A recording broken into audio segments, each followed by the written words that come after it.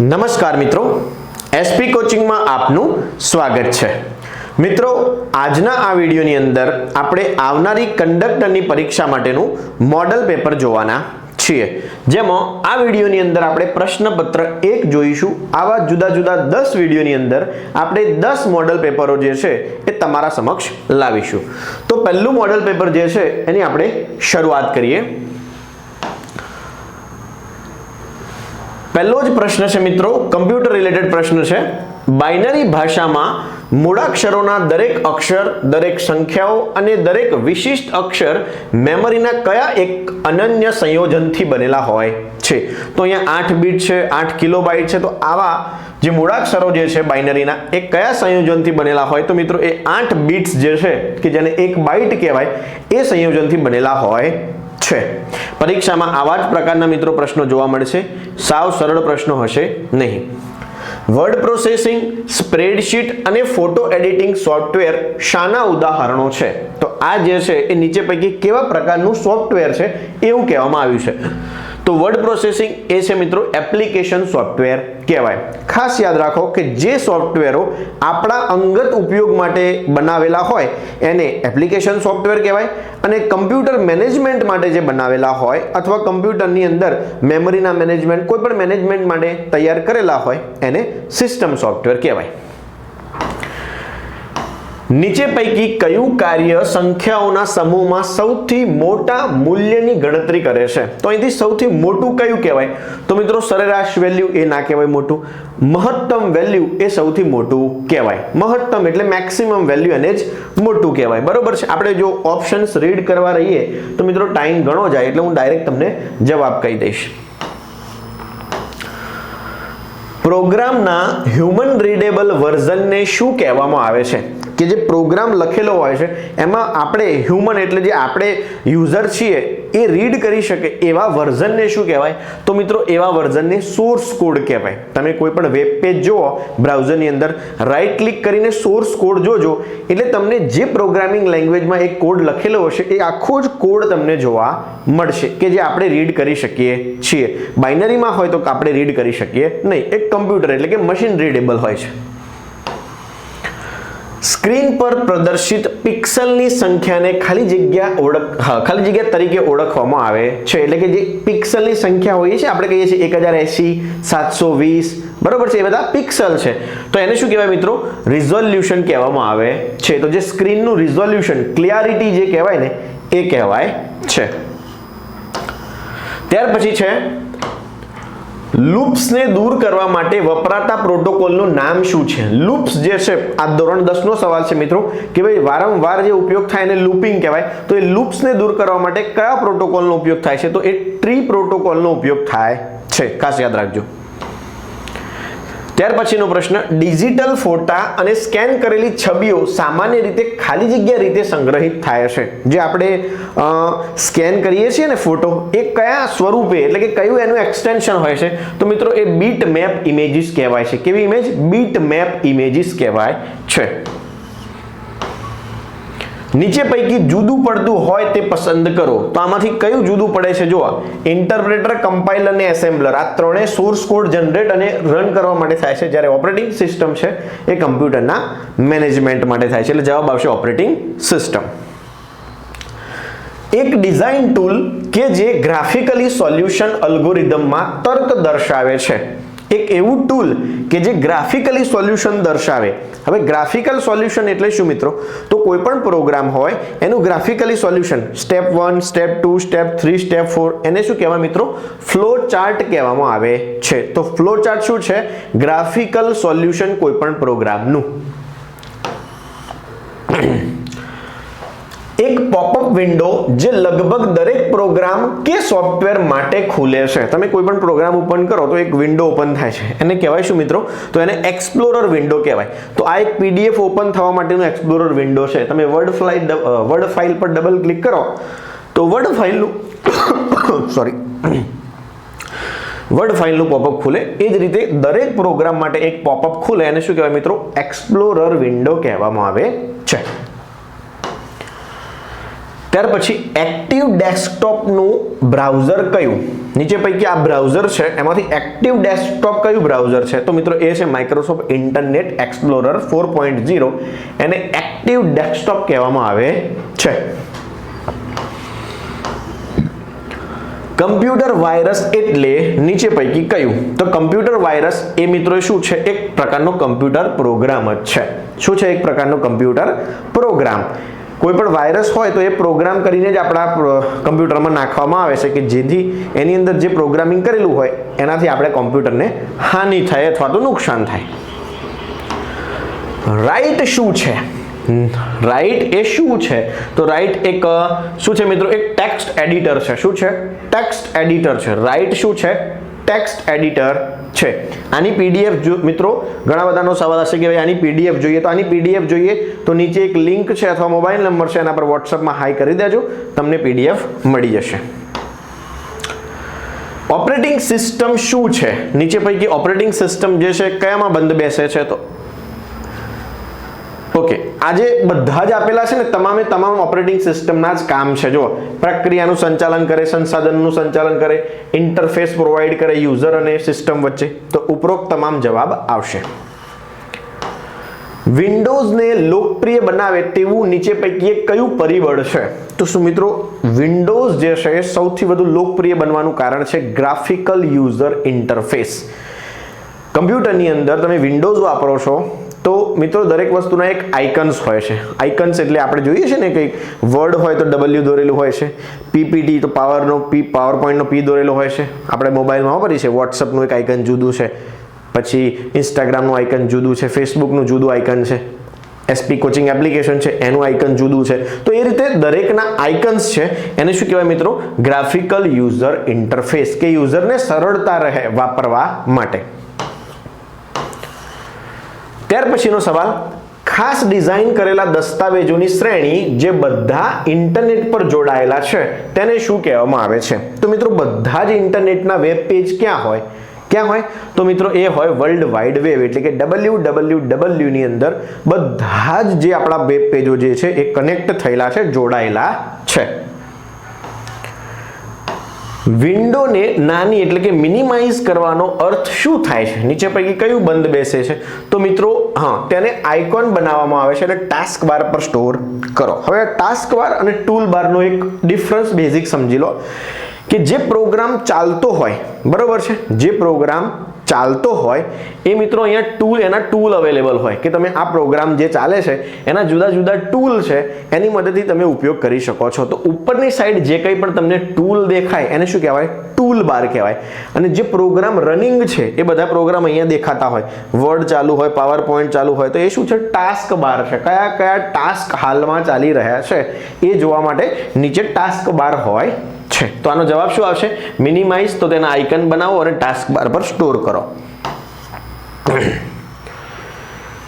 ચોક્કસ હેતુ માટે રચાયેલ સોફ્ટવેરને શું કહેવાય છે? પહેલા પણ આ પ્રશ્ન આવી ગયો કે ચોક્કસ હેતુ માટે, પર્ટિક્યુલર ઉપયોગ માટે આપણે એપ્લિકેશન બનાવડાવીએ, કોઈ સોફ્ટવેર બનાવડાવીએ તો એને શું કહેવાય મિત્રો? એપ્લિકેશન સોફ્ટવેર કહેવામાં આવે છે. ડેટા ટ્રાન્સમિશન ઝડપ માપવા માટેનું એકમ કયું?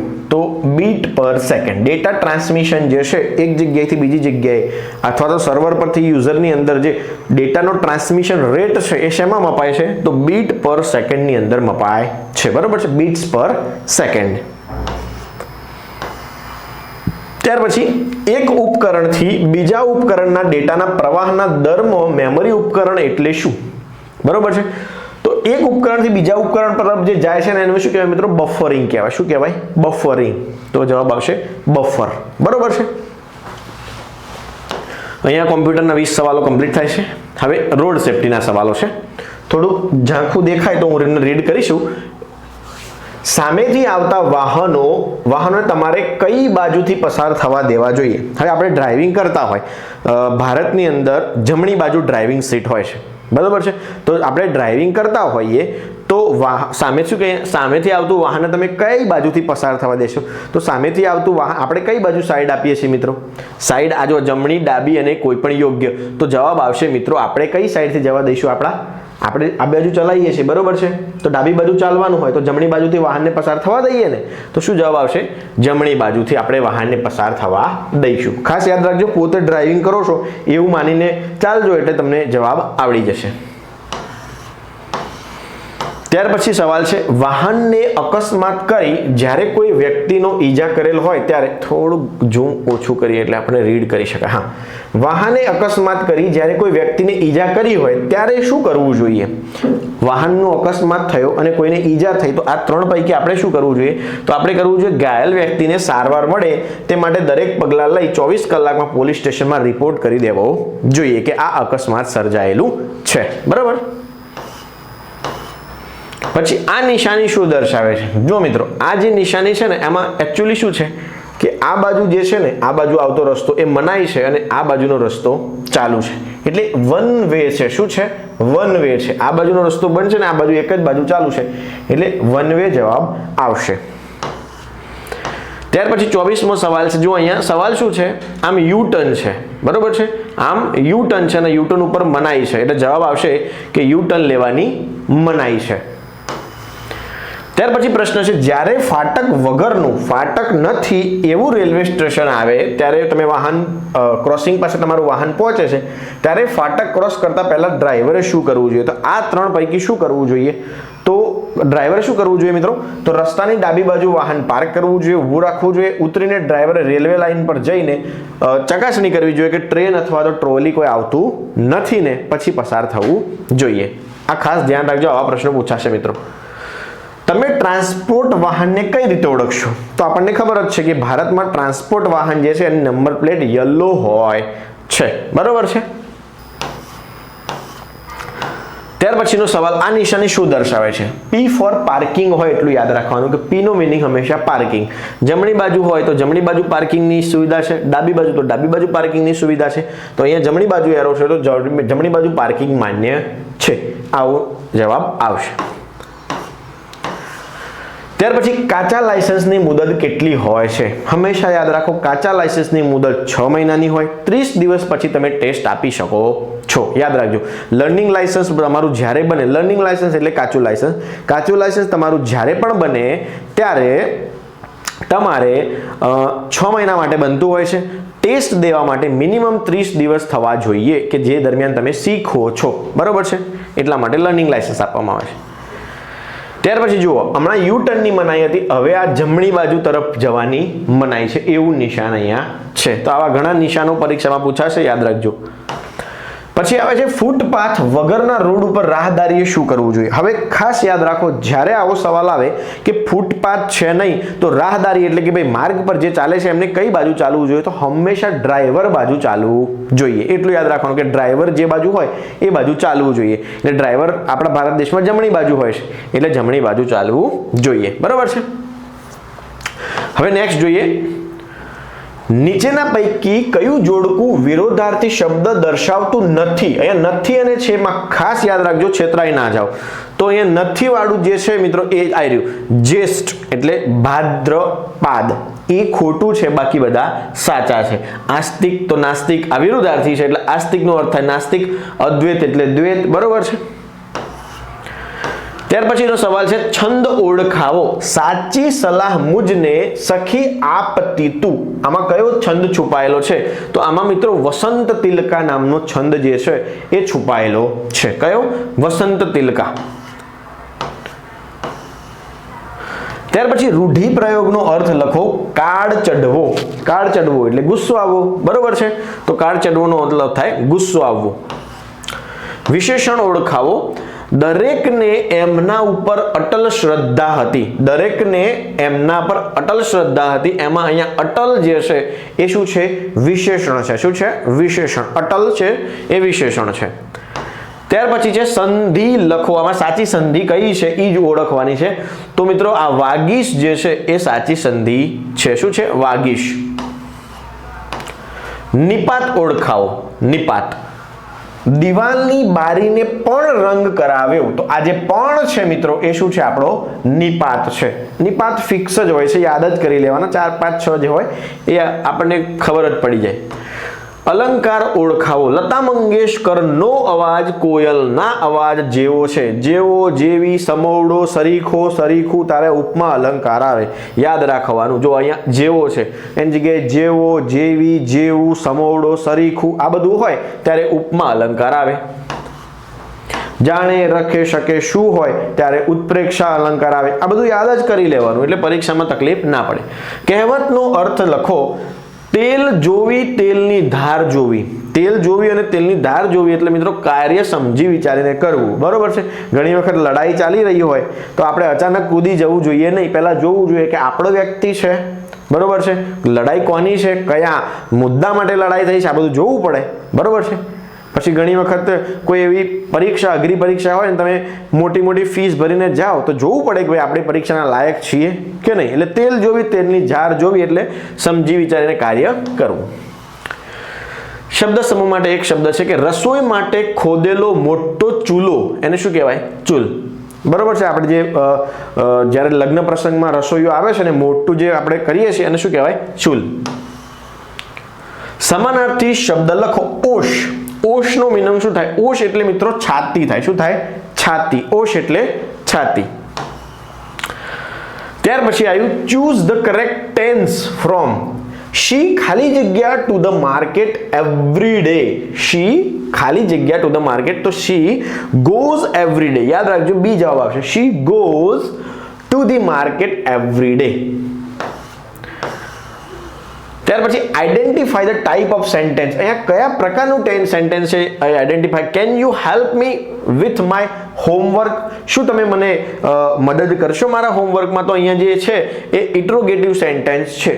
બરોબર છે. પ્રશ્ન પૂછવામાં આવેલો છે. Pick the correct article to the complete the sentence. I saw ખાલી જગ્યા eagle flying in the sky. I saw an eagle. E આવ્યો છે તો સિમ્પલ જ છે. N આવશે આર્ટિકલ. AEIOU એમાં N આવે. Choose the correct preposition. તો અહીંયા preposition કઈ શું આવશે? The book is on the table. Table ઉપર પડેલી હોય એટલે on આવે. યાદ રાખજો. બરોબર છે. Find the correct synonyms એટલે કે સમાનાર્થી under the underline words. તો આ જે વર્ડ જે છે એનો સમાનાર્થી આપણે લખવાનો છે. બરોબર છે. શું છે? reluctant. બરોબર છે. તો એનો મીનિંગ શું થાય? હેઝિટન્ટ. શું આવે? હેઝિટન્ટ એનો સમાનાર્થી આવે. ત્યાર પછી આવે select the correct conjunction to the complete the sentence. અહીંયા કંજક્શન સિલેક્ટ કરવાનું છે આપણે. I wanted to go the park ખાલી જગ્યા ઇટ સ્ટાર્ટેડ રેઇનિંગ. બટ જવાબ આવશે આનો મિત્રો. But I wanted to go the park but it started રેઇનિંગ. Park જવું તો મારે પણ વરસાદ ચાલુ થઈ ગયો. Identify the parts of speech of the underline word. તો અહીંયા આ બ્યુટીફુલી જે છે એમાં કયો પાર્ટ્સ ઓફ સ્પીચ છુપાયેલો છે એ આપણે શોધવાનું છે. તો આ બ્યુટીફુલી જે છે એ મિત્રો શું છે? એક એડવર્બ છે. શું છે? એડવર્બ છે. શું છે? Adverb. Choose the correct form of the verb. અહીંયા વર્બનું સાચું ફોર્મ લખવાનું છે. તો દે ખાલી જગ્યા અ ન્યૂ મૂવી યસ્ટરડે. તો યસ્ટરડે આવ્યું એટલે ભૂતકાળ થઈ ગયો તો ઈડી પ્રત્યય હશે વોચડ. આ જવાબ આવશે. યસ્ટરડે છે એટલે ભૂતકાળનું થઈ ગયું, ઈડી પ્રત્યય લાગશે એટલે કે વોચડ જવાબ આવશે.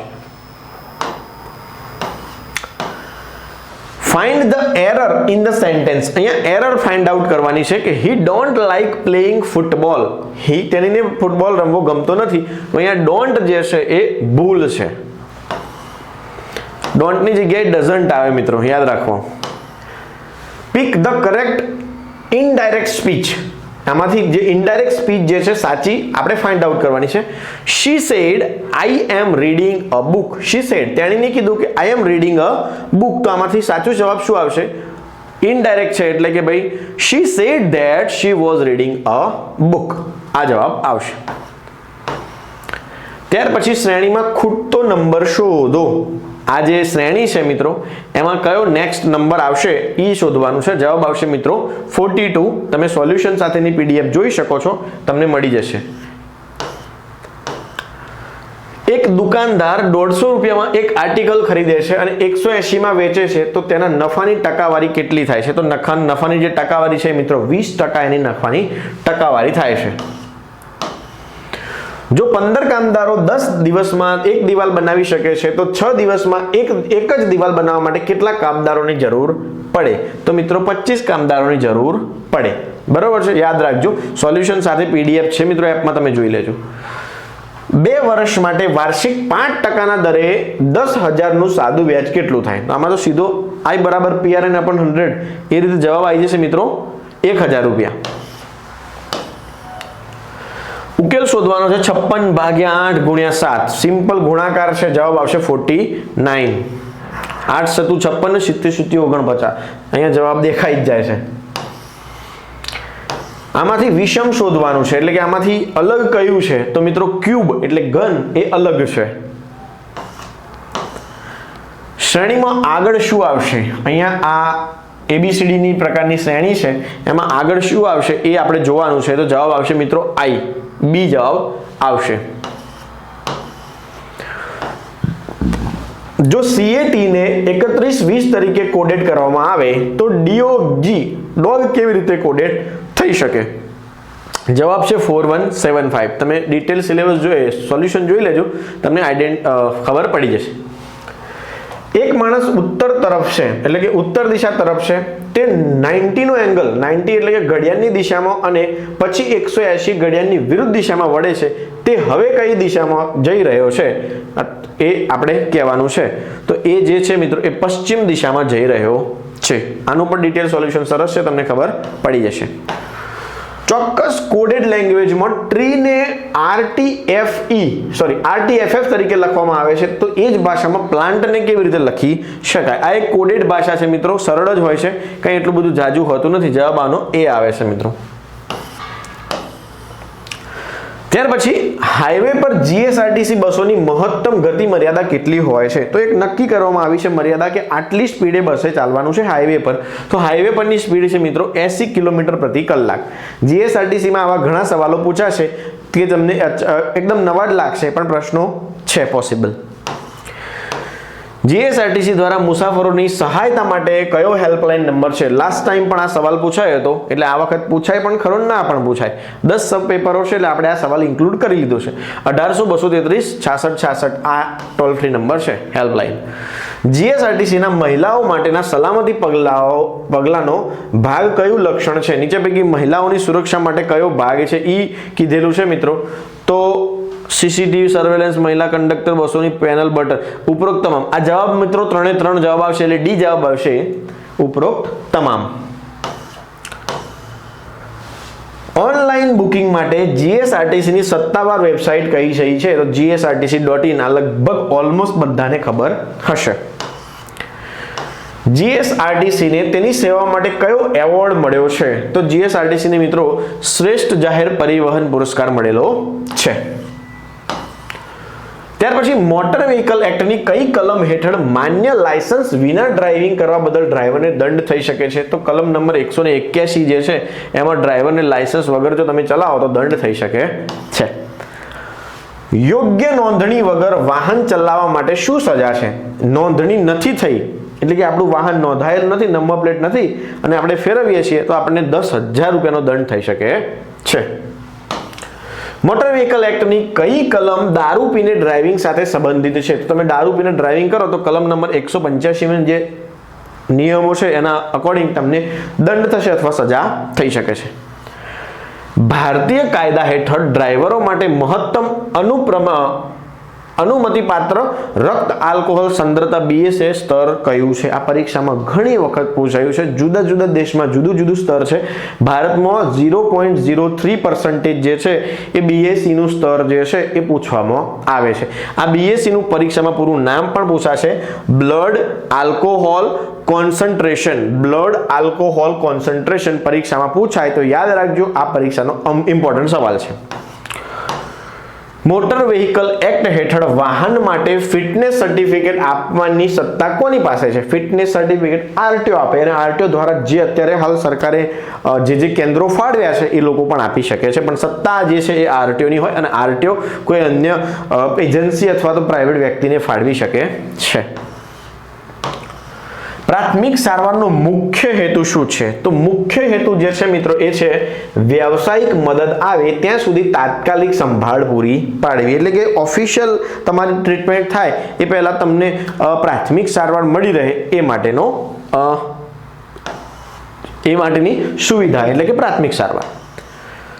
પુખ્ત વયના લોકો માટે CPRમાં છાતીમાં સંકોચન અને શ્વાસને સાચો ગુણોત્તર કયો છે? તો 30-2 નો એ સાચો ગુણોત્તર છે પુખ્ત વયના વ્યક્તિ માટે.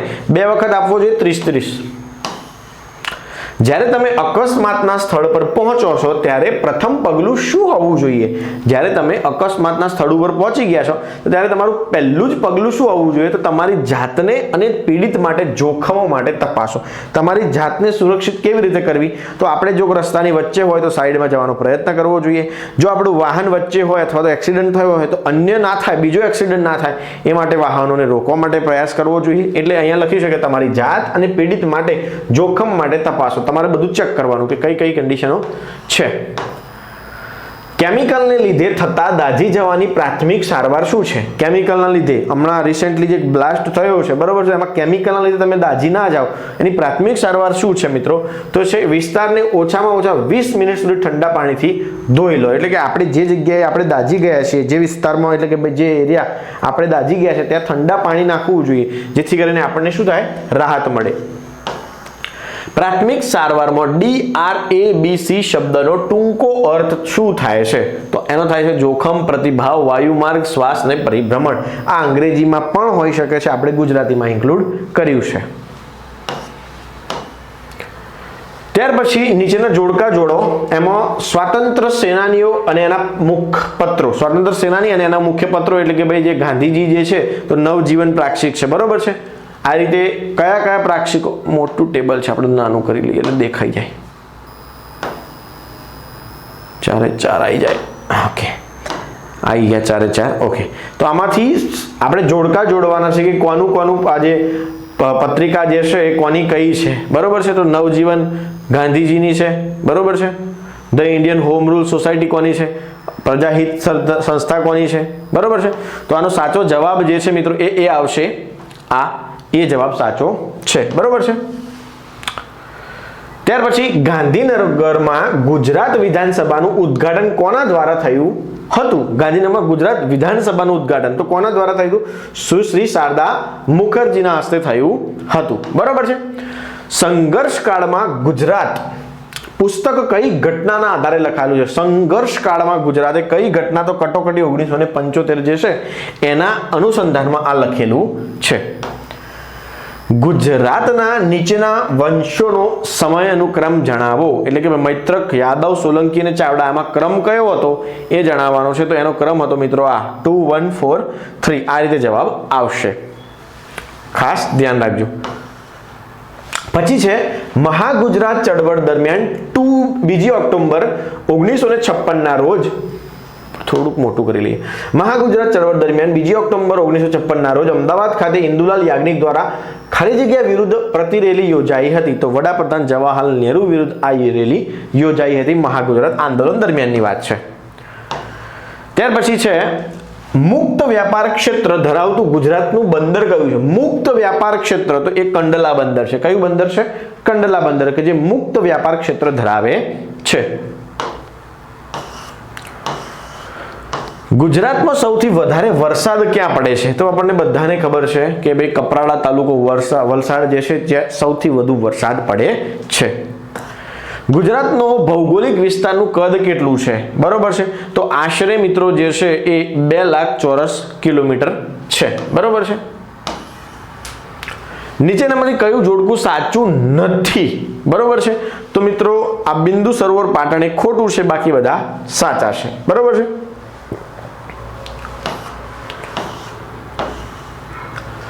ગુજરાતની નદીઓ પૈકી કયું વિધાન અસત્ય છે? અહીંયા સત્ય છે ને અસત્ય છે, તો એમાં ખોટું કયું છે? તો ખોટું છે ભોગાવો નદીનું મૂળ મધ્યપ્રદેશના ઉજ્જૈન વિસ્તારમાં છે. આ ખોટું છે, બાકી બધા સાચા છે. ગુજરાતનો કયો ભાગ બેસાલ્ટના અગ્નિકૃત ખડકોનો બનેલો છે? તો મિત્રો સૌરાષ્ટ્રનો જે ઉચ્ચ પ્રદેશ જે છે એ બેસાલ્ટના અગ્નિકૃત ખડકોનો બનેલો છે. ગુજરાતમાં કઈ જગ્યાએ લીલા રંગનો આરસ મળી આવે છે? તો છુછાપુરા, યાદ રાખજો, છુછાપુરા છોટાઉદેપુર જ્યાંથી મળી આવે છે. નવેમ્બર 2024માં ભારતીય સેનાએ ગુજરાતમાં કઈ કવાયત હાથ ધરી હતી? આ કરંટ અફેરનો સવાલ છે. તો સંયુક્ત વિમોચન 2024 આ ભારતીય વાયુસેનાએ કવાયત હાથ ધરી હતી, એટલે કે યુદ્ધ અભ્યાસની વાત છે. ગુજરાતના કયા જિલ્લામાં 2024માં ડિજિટલ સેવા સેતુ કાર્યક્રમ અમલમાં મૂકવામાં આવ્યો હતો? તો મિત્રો સેવા સેતુ કાર્યક્રમ જે છે તમામ 33 જિલ્લાઓમાં લાગુ થયેલો છે, એટલે તમામ 33 જિલ્લા આવશે. ગુજરાતની જેન્ડર ઇક્વિટી પોલિસી 2024 નો હેતુ શું છે? જેન્ડર ઇક્વિટી, જો ખાસ યાદ રાખજો, જેન્ડર ઇક્વિટીનો જવાબ આવશે મિત્રો તમામ ક્ષેત્રમાં લિંગ સમાનતા હાંસલ કરવી, એટલે કે ભાઈ પુરુષ અને સ્ત્રી જે છે સમાન હોય એ મુખ્ય એનો ધ્યેય હતો, હેતુ હતો. ગુજરાત સરકારે માનવ બલિદાન અને કાળા જાદુ પ્રથા પર પ્રતિબંધ મૂકવા માટે કયું બિલ પસાર કર્યું છે? તો મિત્રો અંધશ્રદ્ધા વિરોધી બિલ જે છે એ ગુજરાત સરકારે વિધાનસભામાં પસાર કરેલું છે. 2024માં ગુજરાતે બીજી કઈ સુવિધા શરૂ કરી છે? નીચે પૈકી બીજી એક કઈ સુવિધા શરૂ કરી છે? તો મિત્રો વુલ્ફ રિવાઇલ્ડિંગ સુવિધા જે છે એ શરૂ કરવામાં આવેલી છે. સ્ટાર્ટઅપ અને ઇનોવેશનને પ્રોત્સાહન આપવા માટે ગુજરાત દ્વારા 2024માં કઈ પહેલ શરૂ કરવામાં આવી છે? તો આ ચારમાંથી કઈ પહેલ શરૂ કરવામાં આવી છે? તો આત્મનિર્ભર ગુજરાત ઇનોવેશન ફંડ, આ એક પહેલ શરૂ કરવામાં આવી છે. અત્યારે લગભગ બધા આખા ભારત દેશમાં ચાલુ છે, પણ ગુજરાતમાં પહેલા ચાલુ થયેલી. ગુજરાતમાં કયો મોટો ઇન્ફ્રાસ્ટ્રક્ચર પ્રોજેક્ટ ઓક્ટોબર 2024માં પૂર્ણ થયો? બરોબર છે, તો એ મિત્રો છે Ahmedabad Mumbai bullet train corridor તબક્કો 1, એટલે કે પહેલા તબક્કાનું કાર્ય જે છે એ કમ્પ્લીટ થયું છે. ત્યાર પછી છે જાન્યુઆરી 2024માં ગુજરાતના કયા શહેરમાં આંતરરાષ્ટ્રીય પતંગ મહોત્સવ? તો અમદાવાદમાં થયું મિત્રો, બરોબર છે. અમદાવાદમાં આંતરરાષ્ટ્રીય પતંગ ઉત્સવનું આયોજન થાય છે, મોસ્ટલી અમદાવાદ ગાંધીનગરમાં થતું હોય છે. ગુજરાતના 2024ના વાર્ષિક બજેટનું મુખ્ય ફોકસ શું હતું? 2024નું જે બજેટ આવ્યું એમાં કઈ વસ્તુ પર મુખ્ય ફોકસ? તો મિત્રો હેલ્થ કેર અને ઇન્ફ્રાસ્ટ્રક્ચર પર મુખ્ય ભાર મૂકવામાં આવેલું, એટલે કે ભાઈ મુખ્ય ફોકસ કરવામાં આવેલું.